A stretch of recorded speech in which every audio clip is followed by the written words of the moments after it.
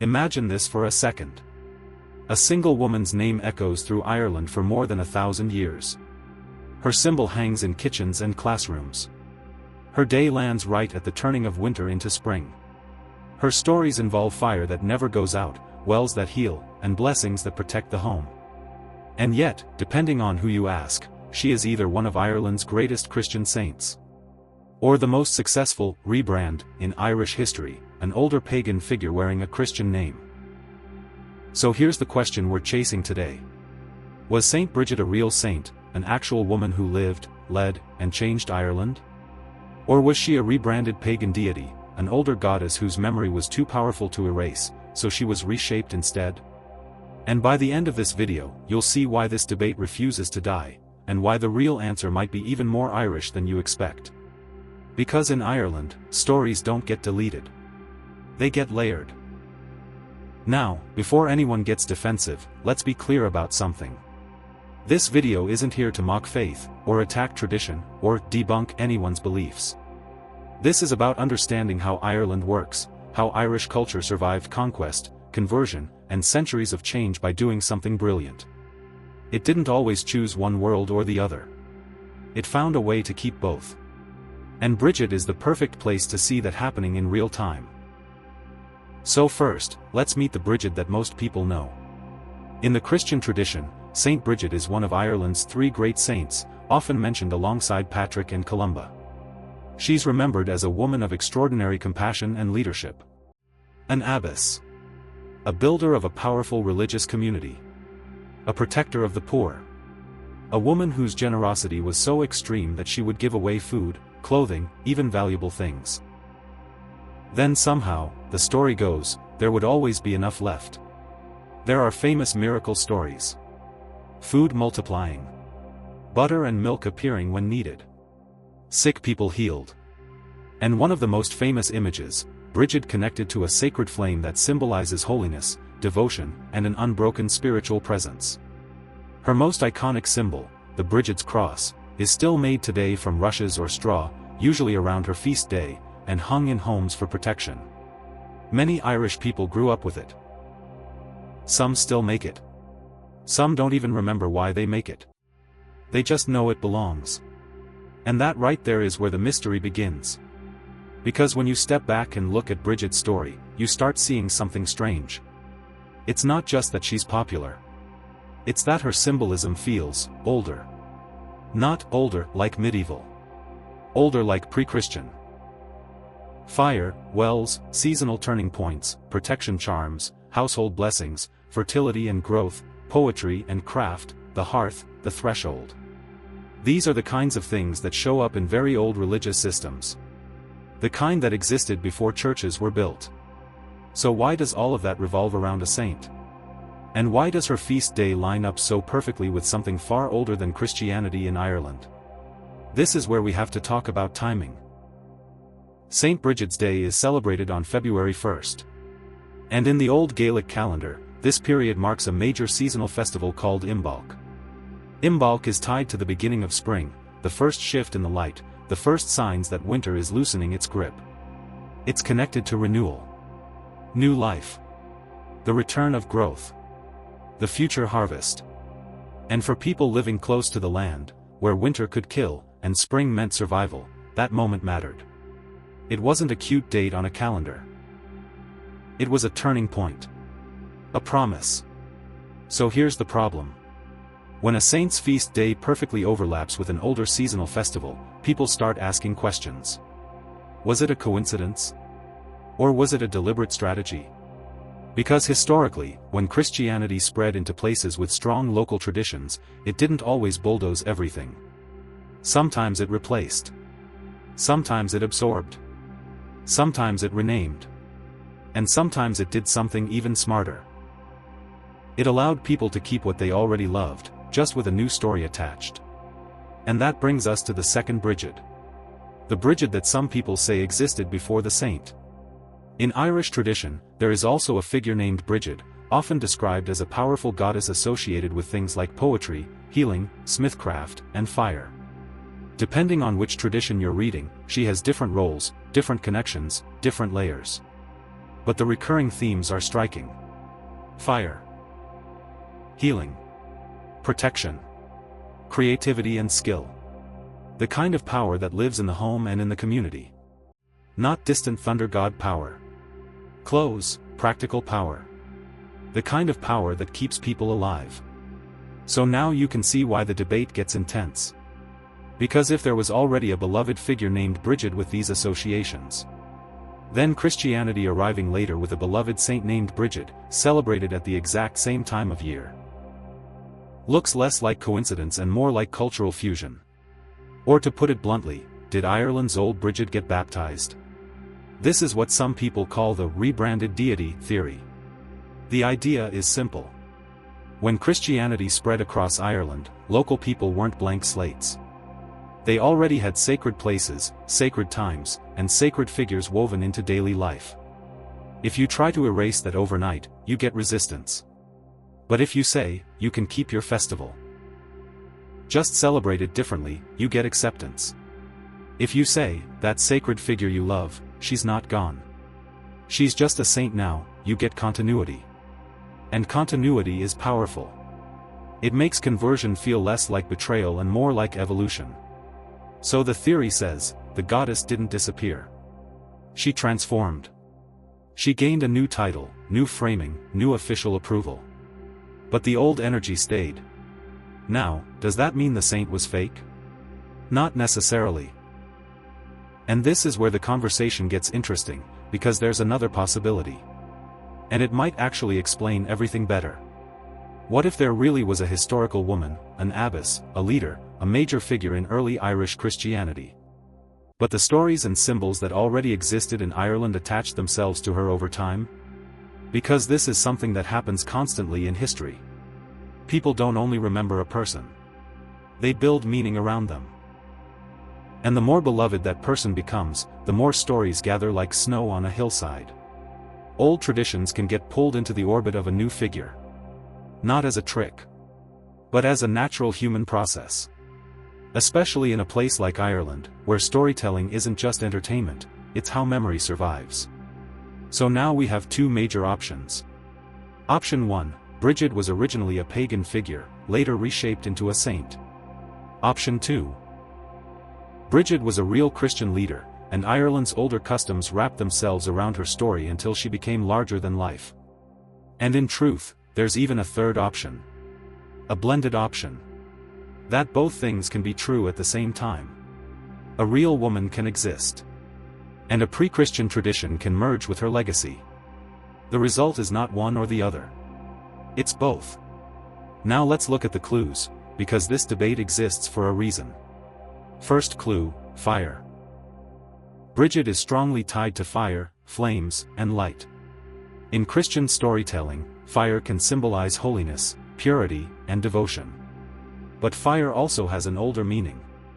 Fire is the hearth, the center of the home, the difference between warmth and death, the place where stories are told, food is cooked, tools are made, and families survive winter.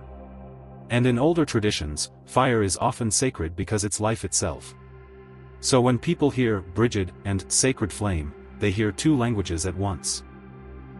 A Christian language and an older one. Second clue, holy wells. Across Ireland, wells have long been places of pilgrimage, ritual, and healing. Some are officially linked to saints. Some are woven into local folklore. And many likely existed as sacred places long before Christianity arrived. Water, like fire, isn't abstract. It's survival. So when Brigid is tied to wells, it fits perfectly in a land where sacred landscapes didn't start with churches. They started with the earth. Third clue. Protection in the home. This is one of the most fascinating parts, because Brigid's traditions are not only about church. They're about the household. Brigid's crosses hung in homes for protection. Families making them together. Placing them near doors or windows. The idea that the symbol guards the threshold. That it keeps harm out. That it blesses the space. These are folk practices. They're not the kind of thing that requires a cathedral. They're intimate. Domestic. They live in the ordinary rhythms of life. Which again points to something older and deeper than official religion. Fourth clue, the season itself. If Brigid's day is tied to the shift from winter to spring, then her power is not just spiritual. It's seasonal. It's agricultural. It's rooted in the cycle of the year. Now, Christians also celebrate seasons, of course. But the way Brigid's day functions feels like a survival festival. A ritual of hope. A sign that the worst is passing. Which fits perfectly with a pre-Christian seasonal celebration. And then there are the traditions, some remembered, some forgotten, some still practiced quietly. For example, there's the idea of cloth being placed out on Brigid's night, so it receives a blessing. In some versions, it becomes a kind of protective cloth later, kept for healing, protection, good luck. There's also the idea of welcoming Brigid into the home, almost like she visits. Some traditions speak of a symbolic bed or a space prepared. And even if not every Irish family did this, the fact that these traditions exist at all is revealing. Because the structure is familiar. A sacred presence passes through. Blessings are gathered. Protection is laid over the home.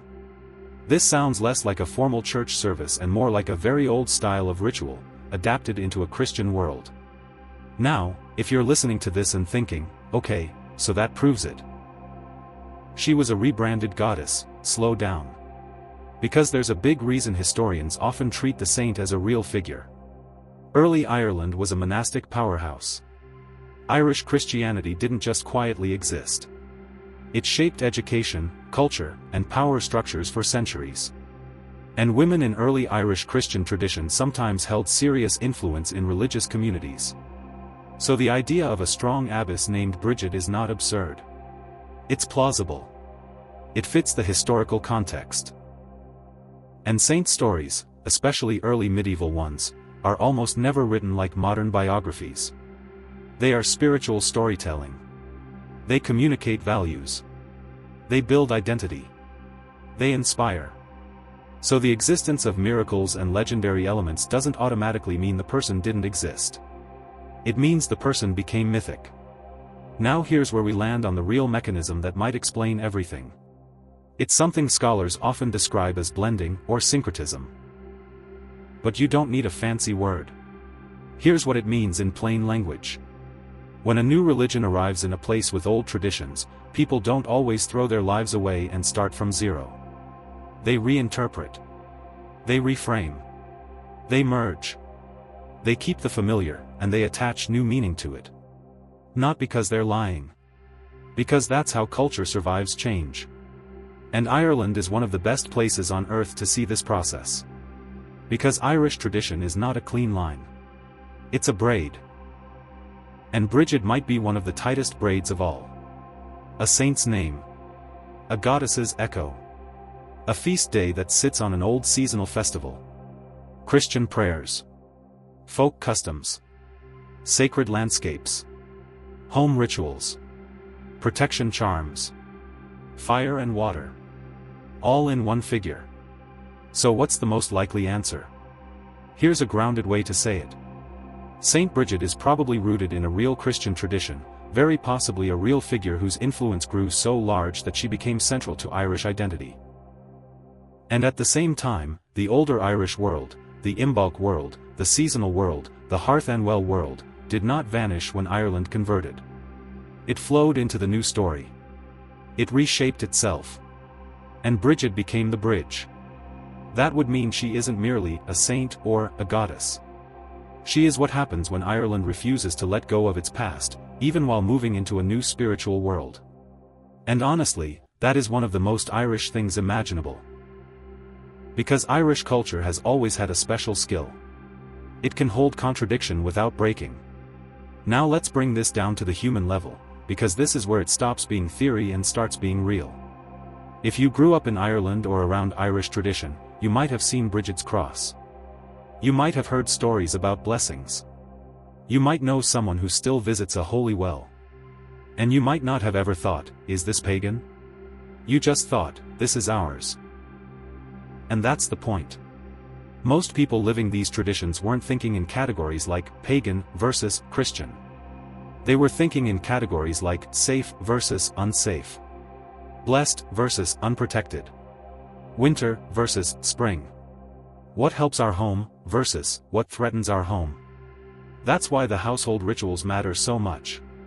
Because they show us what people valued: protection, health, luck, survival, community. And Brigid became the name you called when you wanted those things close. So when modern viewers argue online, she's a goddess, no, she's a saint, they're often missing the deeper truth. Ireland doesn't always pick one label. Ireland keeps the layers. A saint can carry older meanings. A goddess can survive under a saint's name.